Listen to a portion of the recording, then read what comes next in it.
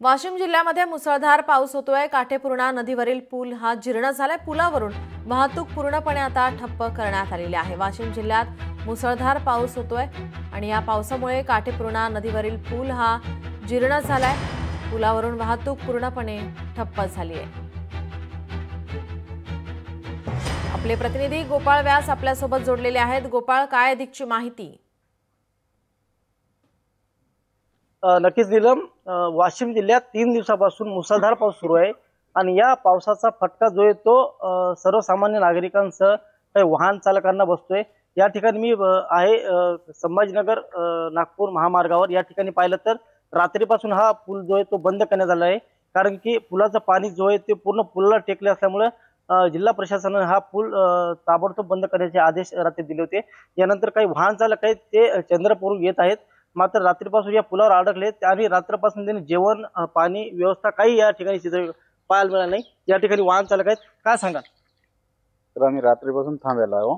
रात्रीपासून थांबलेला असल्यामुळे पाऊस भरपूर चालू आहे, तर बंद केलेला आहे। एकतर प्रशासनाने तिथं शेलूमध्येच बंद करायचं, तिकडून काढले तर चांगलं राहील, कारण हा पूल डॅमेज झालेला आहे। तर इथपर्यंत आल्याच्या नंतर तकलीफ होते। तिथं जर बॅरिकेड लावले केले तर आम्हाला तकलीफ होणार नाही, कोणत्या ट्रक चालकाला तकलीफ होणार नाही। कसं आहे, या ब्रिजचं काम मागच्या वर्षी बी बंद केलंय, स्थगित केलंय। ब्रिजचं काम 2 वर्ष झाले असंच बंद करतात चालू करतात, बंद करतात चालू करतात, आजपर्यंत काम काहीच व्हायला नाही। एकतर रोड यांनी चेंज करावा, नाहीतर काहीतर सुविधा द्यावा। एकतर तिकडे मालेगावमध्ये बॅरिकेड लावून बंद करावे, नाहीतर सेलूमध्ये बॅरिकेड, म्हणजे तकलीफ होणार नाही कोणाला।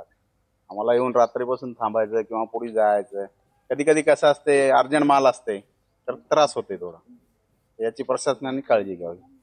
या ठिकाणी पाहिलं तर ट्रक चालक एक रोष व्यक्त करते की तात्काळ हा महामार्ग जर वळवला असता तर आम्ही इथून चालू नसतो।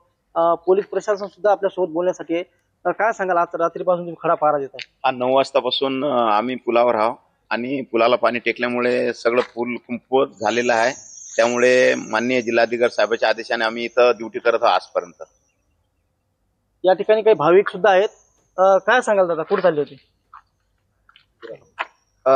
प्रवासाची गैरसोय होत असल्यामुळे आम्ही भाविक भक्तांनी एक विचार केला की बुवा चहा व नाश्त्याची या प्रवासाला सोय करावी व त्यांना जरासा दिलासा मिळेल, यासाठी आम्ही भाविक भक्त आलेलो इथे, त्यासाठी त्यांची सोय करण्यासाठी आलेलो। जी नक्कीच, धन्यवाद गोपाळ आपण दिलेल्या सविस्तर माहितीसाठी।